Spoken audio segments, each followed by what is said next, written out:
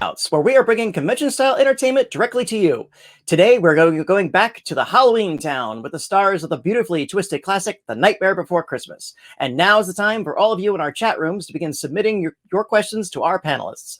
Our producers will be looking for thoughtful questions related to this wonderful film that involve all of our guests and their contributions to this revered classic. Envisioned by Tim Burton, directed by Henry Selick, using stop-motion animation techniques with a soundtrack by Danny Elfman, The Nightmare Before Christmas was released in 1993 to critical and box office acclaim, becoming the first animated film in history to receive an Academy Award nomination for visual effects. Nightmare has gone on to become a beloved holiday classic, an integral part of the Walt Disney family, and of course, an endless source of work for tattoo artists around the world. And today we are thrilled to have two of its stars joining us for the next 50 minutes. Immediately after this, you'll have the opportunity to talk to them directly through our private chat options, as well as purchasing autographs and personalized video recordings. Some of these opportunities are limited, so please head over to GalaxyCon.com now before they sell out. And now, without further ado, let's please bring out our guests. First, he is an actor and cabaret singer whose numerous credits include an award-winning role in the original cast of Ain't Misbehavin', Torch Song Trilogy, All Dogs Go to Heaven, and the brief but fondly remembered TV series Sable, based on the Mike Grell's groundbreaking comic book series John Sable Freelance. Today, he joins us to talk about his role as the Oogie Boogie. Please welcome Ken Page. Hello, hello, hello, hello, boo. Hello, oh, boo indeed. How are you, young man? I'm well, thank you. Younger by the day, let me tell you. Oh, indeed. We are so glad to have you, sir. You're doing well in your part of the world. I am, as we all are, hanging in there and doing what we should, keeping our hands washed and doing well. Indeed. And speaking of doing well, coming up next, he is an actor of numerous TV and film projects, known for his award-winning role in Dog Day Afternoon, Fright Night, Child's Play, and an adorable little movie called The Princess Bride. But today, though, we are talking about his role as the speaking voice of the Pumpkin King himself, Jack Skellington. Please welcome Chris Sarandon. Hello, everybody. Hello, sir. Good afternoon, good morning, whatever the time of the day it is, in whatever part of the world you're watching this. Indeed. How are things in your part of the world? Oh, they're, we're all, I think, as the Firesign Theater, a wonderful improv group back from the, 60s or 70s, said, we're all bozos on this bus. It's a tough time for everybody. True. For a lot more people than I, so I wish them well and hope that everybody who's working hard to get this under control stay safe and healthy. Absolutely. Thank you so much for joining us. So, gentlemen, again, this film is such an ongoing fandom and a wonderfully history. I would just love to take us back. Where did this ongoing journey to Halloweentown begin for both of you? Ken? Me? Well, how did it begin? I think it began with a phone call to my lawyer from Danny Elfman, seeking someone who had a reminiscence vocally to Cab Calloway, Fats Waller kind of world. And anyway, long story short, my lawyer, Mark Sindroff, recommended me. He represents myself and Danny still. And he recommended me, and I flew to San Francisco and met with them. And I'll save the rest of the story for later. I'm sure it'll come up again. But that was the basic way I got into The Nightmare Before Christmas. And I just received a call from my agent at the time saying there's a new Tim Burton movie, and it's an animated feature that's going to be stop motion, et cetera, and they want you to come in and audition. That was really it. I mean, literally, I just went in, I got on mic, I took a look at some of the songs that they'd already animated, and then I did my thing, and a few days later, pop goes the weasel. How long were each of you were in the recording booths for this project? It's becoming very vague to me. I'm having a hard time remembering it as the years go by. But I think I went up to San Francisco these days. Yeah. I was living in LA at the time, and I think I went up to San Francisco on 3 different occasions. Recording the song was 1 or 2. And then doing dialogue was 1 or 2 more. So probably 3 or 4 times I went up to work with them. Not bad. Did you ever have to go back and re-record scenes? Because I know that the film did alter during the animation phase of it. No, I think I could be wrong, but I think that had to do with Oogie being the last character that they voiced, or animated as well, I suppose. So by then they might have worked out a lot of things that might have been, altered beforehand. Sure.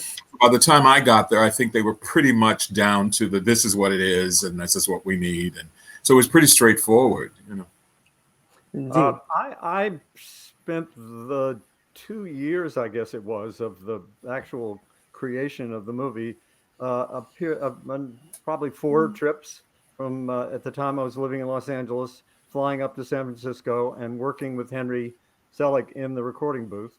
And I'd spend a day recording, and then, except for one instance when I worked with Catherine O'Hara, I worked by myself the entire time. Yeah, never worked with another actor. I was about to say, the norm is actors go on in, do their own lines, and go. Troupe style was already kind of a rarity even back then. So, it's delightful. Jack and Sally shared a microphone. Yeah, it was actually fun. It was nice because there is such a symbiosis and intimacy with those 2 characters that I think it made a lot of sense. Absolutely. The film was released, of course, to the acclaim and success. When did you each become aware that Nightmare was developing its fan base? It was late for me. I mean, the movie had come and I won't say gone, but it had certainly come out and had its run and so forth. And I was doing a show in LA, and there was sort of a goth kid who was one of the stage crew. And he came up to me and said, "Hey, is it true that you're like Oogie Boogie?" And I'm like, "Yeah, why?" Wants to know, And he said to me, anyway, he says, I go to this club on Saturday nights. It's this big goth club. And every night at the end of the night, to signal that it's closing time, they play the Oogie Boogie song. And he was like, "My God." And I said, "Why?" Why did he? And he sort of filled me in on the popularity of the film among his group. And then I went on about finding out more information. I found out it had become this sort of underground cult classic. I had no idea, none at all.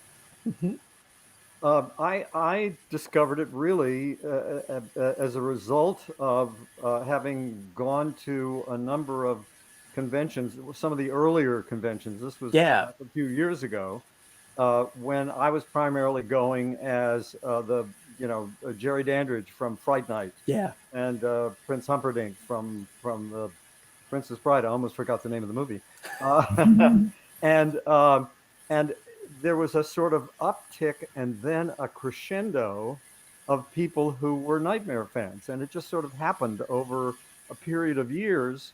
And it became, it was kind of subliminal at first. I wasn't really that aware of it, and then more and more people. And interestingly, as Ken said, at first it was a lot of the kids, particularly young people, who were into goth and were pierced and tattooed and purpled and haired and whatever, and which I loved because they were always inevitably, as Ken impersonation very clear, really sincere, and people who loved the movie and felt that it spoke to them in a very singular way. And then families started coming, people who watched it with their kids. As it became generational, then it sort of spread, pardon the use of that word in this time, but it spread exponentially. It was viral, again, pardon the word, but it became a viral phenomenon. And then from then on, it has been an extraordinary outpouring for the film, for the movie. Absolutely. It is worthy of the title timeless, because again, every generation that first shows it gets enamored with it. They just keep going as your kids and grandkids, and it's a dual holiday classic. It works for Halloween and Christmas. Yeah. Andy, famous question. Indeed. You've had the opportunity to revisit these characters over the years in video games and other productions. What was it like coming back to them? Well, it's always been oddly easy. I mean, Chris says it better because he says you open your mouth and they just sort of come out, and you wonder. I remember the first times that I went in to do games and different things for the park, I thought, oh my God, I better look at the movie again so I can remember what I did, But it just was there. It somehow registered and has stayed in some pocket back there in our creativity. And as many times now as, I know I've done things, I know Chris has, it just is there automatically. Sometimes it scares me a little bit. Yeah, exactly. Yeah. I feel he lives. Yeah, I feel very much the same way. It just, I sit down, I get a call from Disney, and I come in and I sit down, and Jack appears, and I'm not quite sure how or why. I've never had that experience with any other character I played. I've not, revisited that many characters. Yeah. There's not a Princess Bride yet, at any rate. I know that at any rate. So, but it happens, the character, and maybe that's one of the reasons we were cast in the first place, was because they're lurking in there somewhere. They are. This guy Somewhere. or this being, I shouldn't call him necessarily a guy. I find Jack is strangely asexual in a way, even though he has a romance with Sally. But if you look at him, he's not a particularly sexy figure, but people just really go for him. Yeah. I think it's great. At any rate, some people go for tall and thin, you know what I mean? And then there are those who like the big guy. like them wide. For the Kingdom Hearts series, voice acting for a narrative role, a cartoon or feature of some kind, it tends to be, okay, you go on in, you hit the lines, and then you go. Video games can be a little more challenging because you have ancillary effects and things like that. My favorite definition of them for audiences is Kevin Conroy, voice of Batman from the animated series, said that it would take him 2 days, 2 4-hour sessions to do an episode of Batman. For the first Arkham Asylum game, it took him 9 months, 4 hours a day, Monday through Friday. Jesus. Yeah, all those oofs and offs and falling and platfalling, whatever. So what was your experience like going through video game voice acting? I found it, I had to sort of readjust because it was a different goal in mind, if that makes sense. Yeah. It wasn't so much to get a narrative flow or to get some sort of sense through line to the reading or whatever. It was more about giving them all the bits and pieces, puzzle pieces, I call it, that they needed to do the thing they were going to do, which I, of course, didn't understand either. I never played a video game. But I did find it different. I thought, well, you know what, give over and just do what they tell you to do and give them what they're asking for and don't worry about the other part because you're really not in control of that. And that was different, than recording the actual narrative lines for me. Yeah, I very much felt the same way the first time. But on the other hand, there was something more, oddly enough, more improvisational kind of about it. Because when we were in the studio, at least my experience, when I was in the studio with Henry Selick, the director, who were actually recording the movie, it was very much about, Henry had it all put together in his head. Yeah. And so we were doing essentially Henry's vision and narrative flow of what he wanted, which was important. You have to do that because you don't have that in your head, even though we had the opportunity to visit the sets and we saw the process, and I saw some of the footage of Danny doing the songs, that is the voice of Danny doing the songs and the animation. Whereas in the video game world, I was doing a lot of, being on the horn with the people from Disney and in the studio in New York, mostly. I was, okay, just give us 3 different ones. Yeah. Just give us, 3 different versions of this. Give us 4 different versions of that. Can you do it again in different ways? So you just have to kind of go with it. Yeah. At the moment. And I found it fun and really interesting because you have the character. So you don't have to worry about that. You know who the person is, the character is that you're expressing, and then you just fly. Yeah, it was like a great exercise in improv, right? Yeah. I mean, you really had to go back to your active training, if you will, or at least experience of just being free and jumping off the bridge. Just jump off, do this, do 5 of those, as Chris said. And to do that, I mean, I remember coming out thinking, whew, that was a workout, you know, because you had to stay creative. You really had to stay open and creative. Very focused on the one hand, but also very open on the other. Yeah. Absolutely. Going back to the original film, you were able to see various footage and scenes of things completed. You visited the set, were able to see the models and the workups of your characters. What was there ever a time where you were done, you went for a while? Basically, when you saw the first full cut, what was your impression? I didn't see the first full cut because for me, I didn't see anything. When I went up, they just had storyboard again because Oogie was not done at all. And the storyboard was still more or less the character as he had been drawn in the book. The visual that we see in the film wasn't really what they showed me. Yeah. So I didn't really see the finished product until I went to the opening I think it was Lincoln Center where they had the opening in New York. And I hadn't seen anything. So, I mean, it was it was really a surprise, you know. I had no idea what it was going to be. And I sat there, but it was fun because I was like everybody else. I mean, I forgot that it was me doing Oogie. It was just like watching something that had been created by somebody else. The first time I saw it, sorry about that. I thought I had taken care of that, but I guess I didn't. Yeah, I unplugged mine. So the first time I had saw the picture was there was an effort on my part. I'd gotten in touch with Kathleen, one of the producers, and said, Kathleen, is there any chance? There are a couple of things that I did in the studio with Henry that I'm just in my head. The actors always go through this. You know, you do something and then you leave it, and then you think, oh my God, why did I do it that way? So I know, trust me. I thought, can I do this again? I need to do this again. And she said, oh, Tim wants to work on it as well. We're going to send you the time-coded black and white that we have that's just the sort of assemblage of the movie.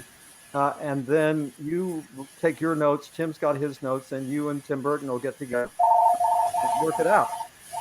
So this happened, and they sent me the video, and I was sitting there watching this black and white with the time code going across the bottom, and my kids started filtering in the room, and they were very young at the time, and they were transfixed. And I thought, well, I knew that it was special from the storyboards and from the sets and but I didn't have a real sense of the narrative being arresting and in conjunction with all this. And this was it was in black and white for God's sake, before they had, done the final color correction and all that. And I was just blown away. I just thought, well, this is where it's going to be with little ones. I can imagine what it's going to be like with everybody. When the film was re-released in 3D, did you get an opportunity to see it in that format? I never saw it. I've never seen it in 3D. Yeah, I did. I've seen it in 4D. But I did see it in 3D. I did some sort of thing there at the El Capitan in LA when they did it in 3D. And it was really, because it's almost in 3D anyway, oddly. Yeah. So what they did to enhance it, or however they did it, it really felt like it was almost the ultimate version of it in some sort of way, because the way the sets were built in depth and so forth, it really worked. I remember the beginning, the first song, Halloween, with the pumpkins flying at you and all the different things. It was really exciting, really exciting. Some parts would work better than others because of the way that it was divided, I suppose, in the process. But for the most part, it really created a very different version of the film. And in 4D, they added snow and they had dancing skeletons on the side. And also, it was fun. It was like fun. A throwback to William Castle style filmmaking. Yeah. Right. Throw some snow on them. How did you describe your experience with the 3D? I realize it's the 4D that I didn't see. I did see the 3D, and my experience was very much the same. Wow. Whoa. Yeah, right. Whoa. Yeah. Is there a particular moment during the original production that you remember particularly, either just something you saw in the meetings when they showed you the character designs? What was it that really just hooked you on the role? That was just like, you know what, just I'll sign anything. Just let me play this part. For me, it was hearing the song, because that was sort of my entryway into it. Again, it's all getting a little foggy now, but I don't remember that they ever really talked to me. I mean, I did read, of course, but it was really all about recording the song. And I think they found out that I could do the other stuff, and that's how I think, you know. But it really was through the music, because the song for me was the cue into his character, because it had, like I said, a Cab Calloway-esque feel to it, and also I forget Fleischman, I believe the man's name was, who did all those cartoons and Max Fleischer. Nice Fleischer. Fleischer, thank you. And that set up a certain energy of him, a little New Orleans, you know, a little, as I always say, the voice of the demon in The Exorcist. Chris has heard this 10,000 times. And Bert Lahr was about, and you put all that together, and the music really was the thing that tied it in for me and kept me sort of anchored in a certain approach to him. Mm-hmm. And Ken, of course, you spoke and sang. Chris, what's the ratio now for people who think you were both voices of Jack Skellington? I think because a lot of people who love the movie are also Tim Burton fans, so that they're familiar with his association with Danny Elfman, that I think maybe half and half. Okay. Or you know, 2/3 to 1/3 maybe, who don't know. But most people do. At this point, everybody's hip to it. Yeah. Imagine in the early days, there might be a little more confusion. Probably, yeah. Although the thing that probably confuses people the most is, how can this guy be doing it with this guy, and I can't tell the difference. And I think one of the reasons why they cast me. Yeah, was my affinity to the timbre and the sound of Danny's voice. Indeed. Have you ever actually sung any of the songs? No. Okay. Very envious of all these guys being able to, because they do concerts. Yeah. Envious of them being able to do it, but at the same time, I can't imagine anybody but Danny doing it. Absolutely. I know this is an inevitable question, so I'll just go ahead and throw it on out. Tim Burton has said he's very happy with what it is, but over the years, there's been an occasional nudge of, if we get the right story, we would revisit Halloweentown, these cast of characters. So would you gentlemen return to the roles, and what ideally would you love to see with your characters? Wow. Would we return to the roles? Are you kidding? We've never left them. That's true. It would be great, wouldn't it? I mean, Oogie sort of dies, so I don't know. But then there's that little bug that crawls away, but they step on him, so I don't know. He'll just rise from the ashes of something. I don't know. There's always a bug that gets away. There's always a bug that got away. You know, that regenerates into the real thing again. I guess that could be. Just gets back in the burlap sack. And... Yeah. Someone mentioned to me something I hadn't thought about was a prequel. Ooh. Yeah, they said, what about if there was a prequel that went before we visit the story as to how Jack got interested in all the different holidays and how Oogie became so mean and on and on and on and on. And I thought, well, that's almost more feasible in a way, you know, because it then leads up to what you know. But who knows? It would be nice to see how Jack became the Pumpkin King. Perhaps there was a predecessor.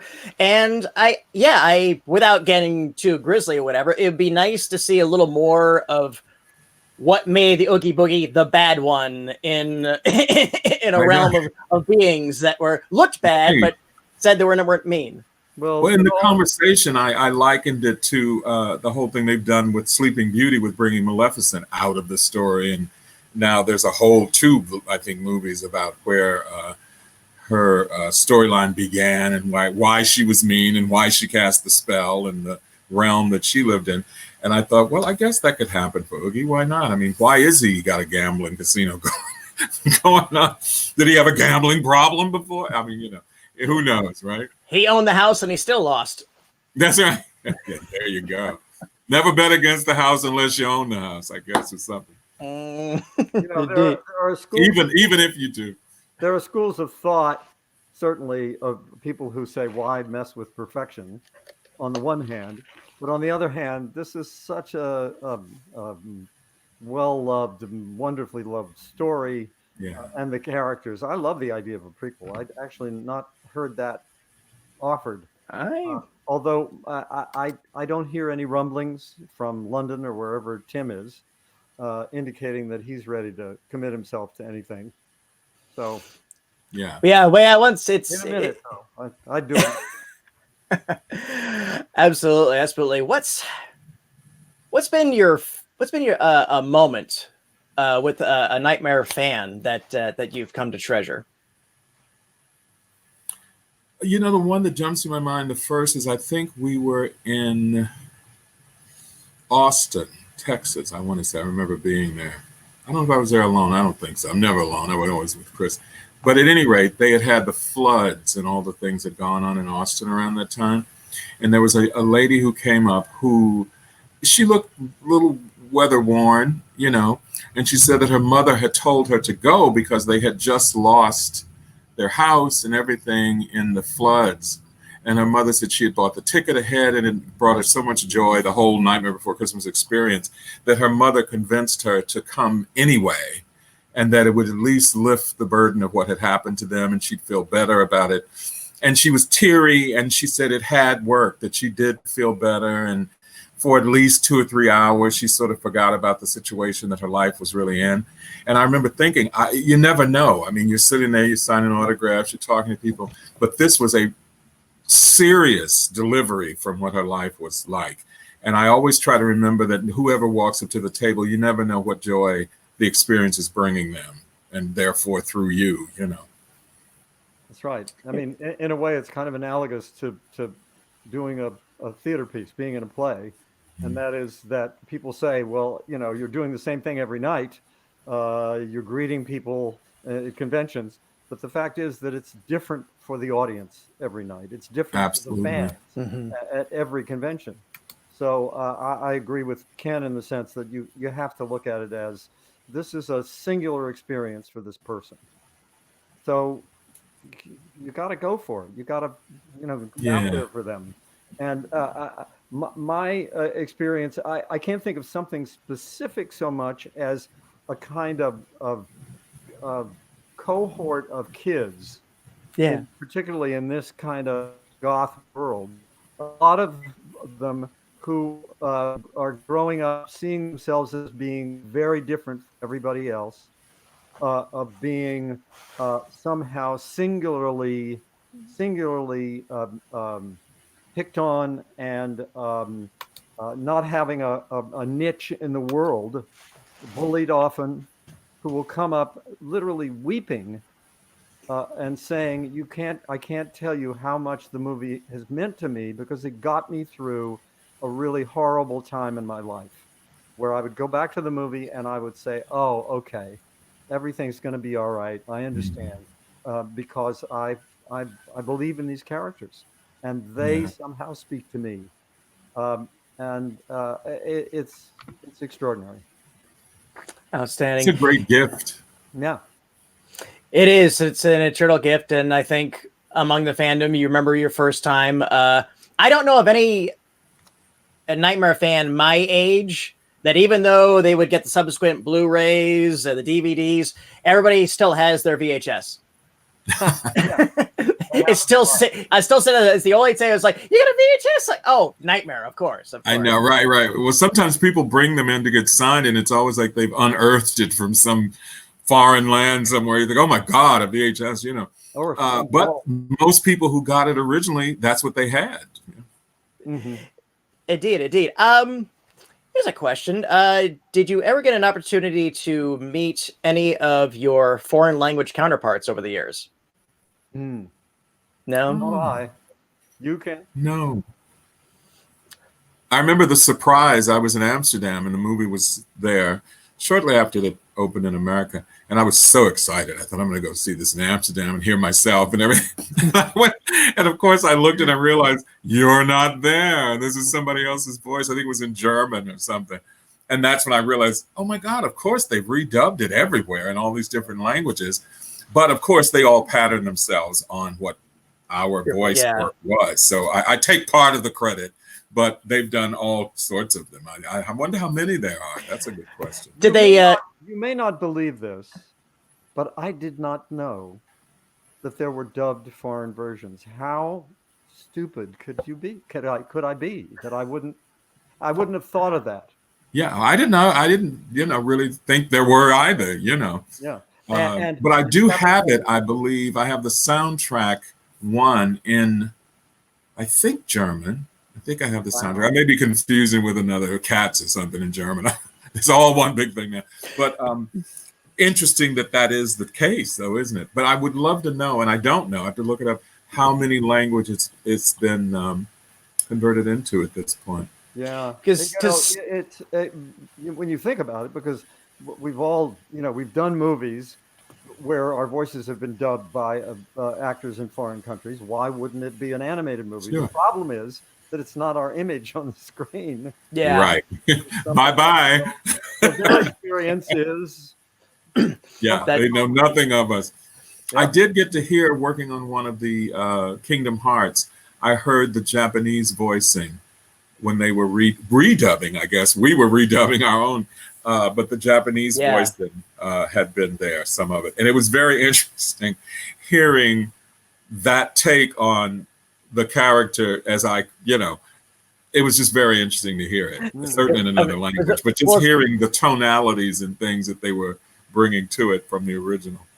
It's a very meta, because essentially you're duplicating somebody in a foreign language who is duplicating you. Yeah, try that on for size. Indeed, because sometimes when musicals are concerned, they will translate the dialogue, but they will keep the original song. So I wasn't sure, but again, I guess Ich bin einem Boogeyman. Well, you know what I think has also happened, which I also found out later, is even though it's been translated, most of the people that are avid fans outside of the U.S., they still really go back to the American version, because to them, that's the real one. Whatever it was translated into is just another one of the whatevers, Right. But the ones that we did is the original, is the real Nightmare Before Christmas, and I found that to be so. So in the version that you saw in the Netherlands, Ken, was Danny's voice dubbed as well?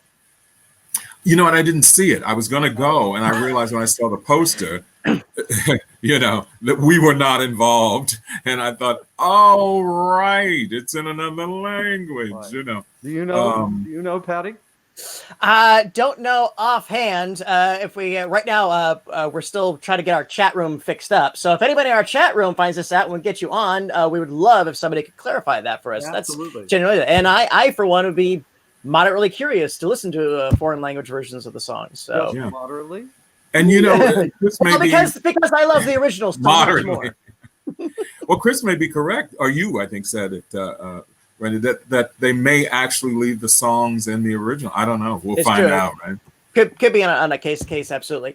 Have you gentlemen ever had a chance to do what I call the street surprise, which is you're just in a normal environment and then you just happen to see somebody with a tattoo, a T-shirt, at a restaurant, whatever. You ever just gone up to them and said, "Oh, you like Nightmare Before Christmas?" "Yeah." "Oh, well." To throw in a line or just say, "Well, I do the voice of one of the characters." You ever done that? I don't usually No.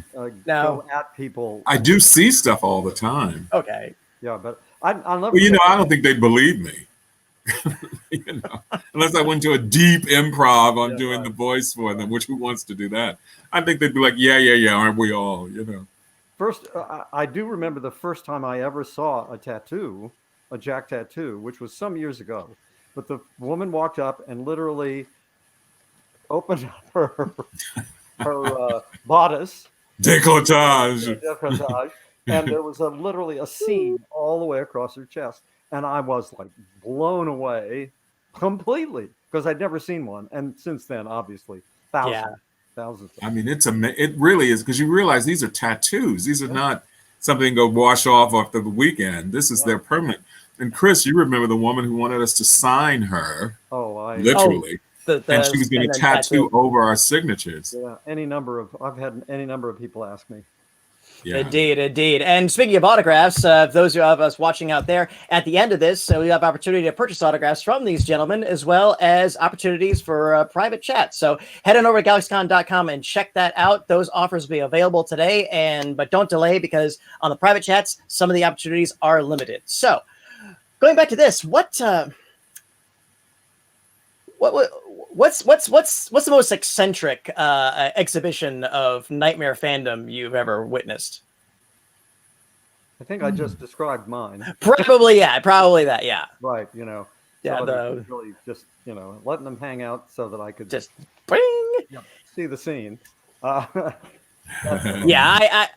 I have a couple of friends of mine who are tattoo artists, and they literally have just a separate binder just for Nightmare designs. Wow. They're just literally, you want to see the Nightmare for Christmas book? Boom. Yeah. It's its own catalog. Yeah. It still sort of blows me away a little bit. I don't think, as much as I do know now, I don't think I know nearly as much as I should or maybe could know about the reach of it. There was a store in Japan that was a jewelry store that was all Nightmare Before Christmas.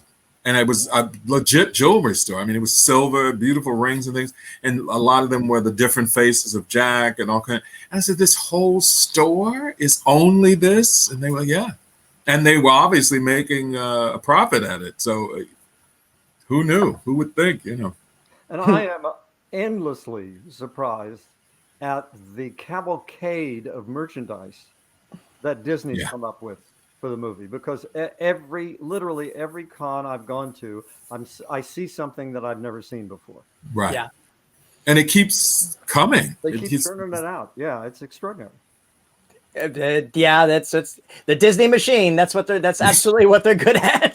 They're good at people who sit in an office all day thinking, okay, now let's create. The popcorn bucket was big. What was the first bit of merchandising that you ever saw and were like, oh, there's stuff for the movie? What's this? I'm trying to think of what the first thing I saw. Or at least the earliest memorable bit, or what it was like seeing yourself as an action figure. Well, I think there were things that were earlier on. The gifts ended after a point, but there were a few things early on where they would give you, some sort of parting gift or a keepsake or something for doing whatever the thing was. So those were the first things. I remember I have a clock that's a tombstone.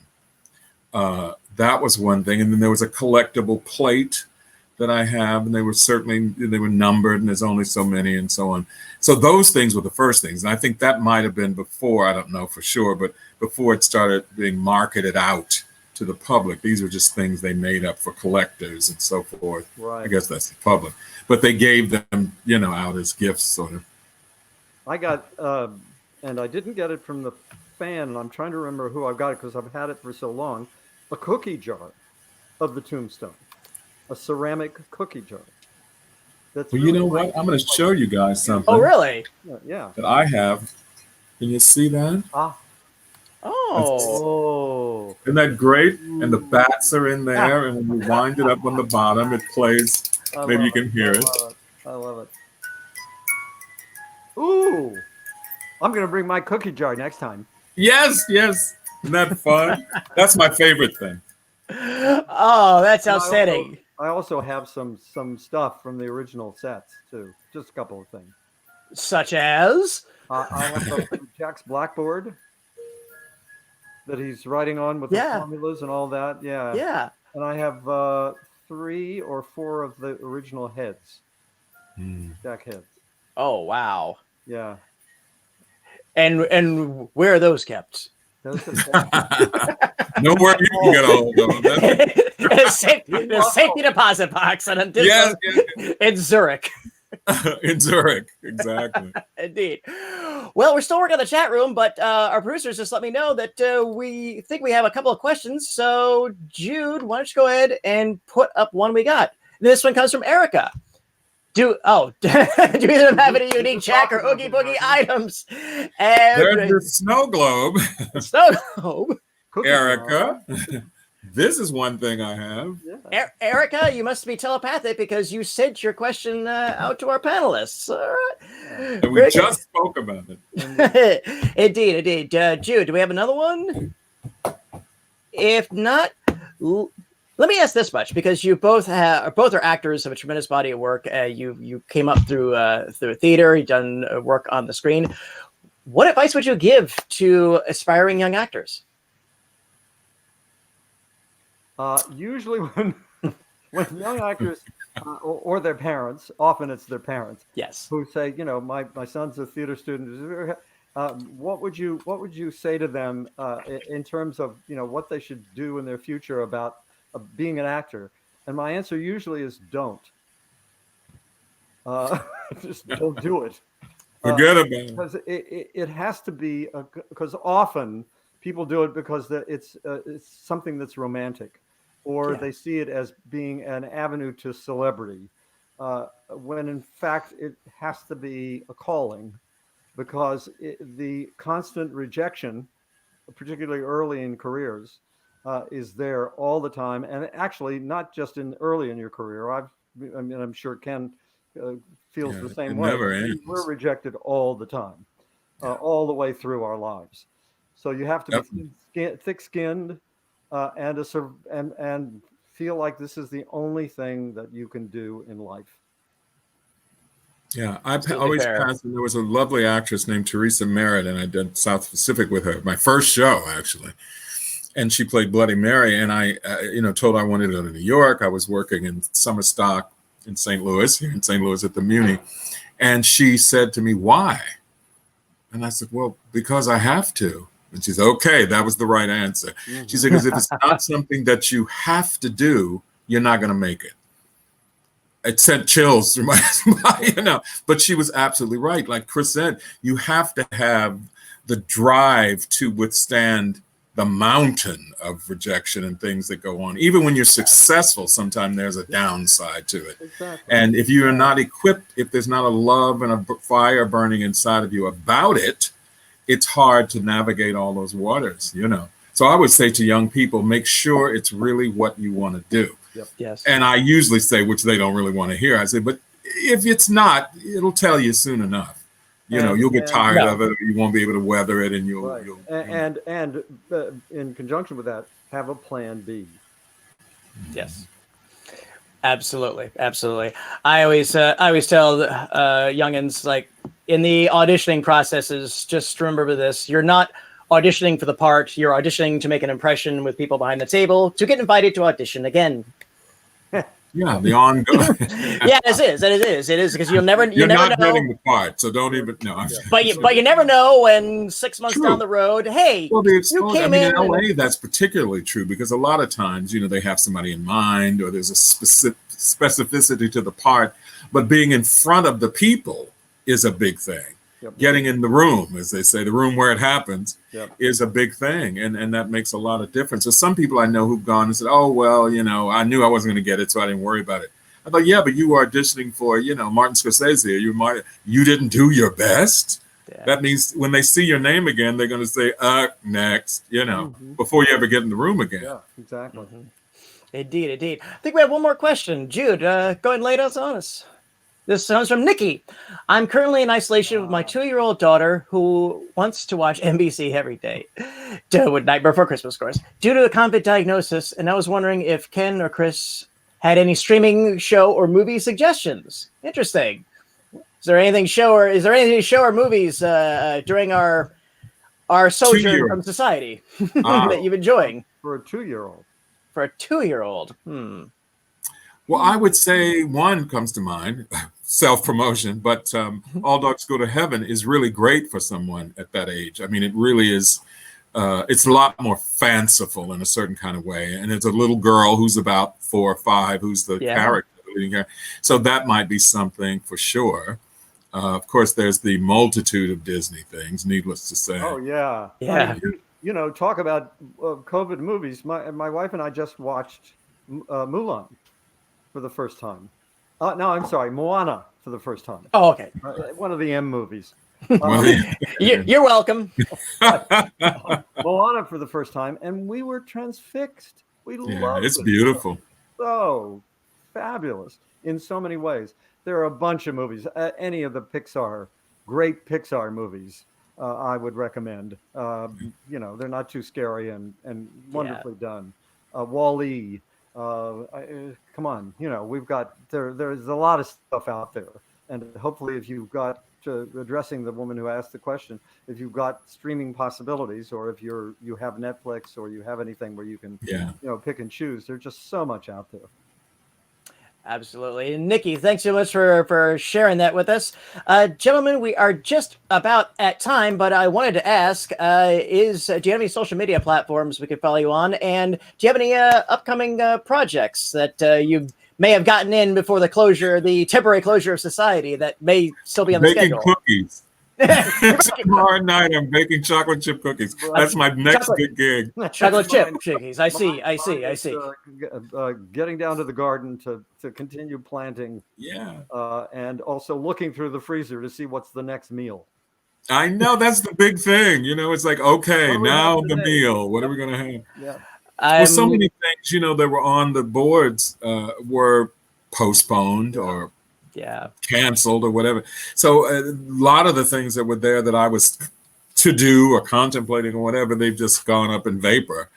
So basically, I've reorganized my office, which was an excavation. Oh, yeah. It was really, because, you just say, I'll put it in there, I'll get to it later.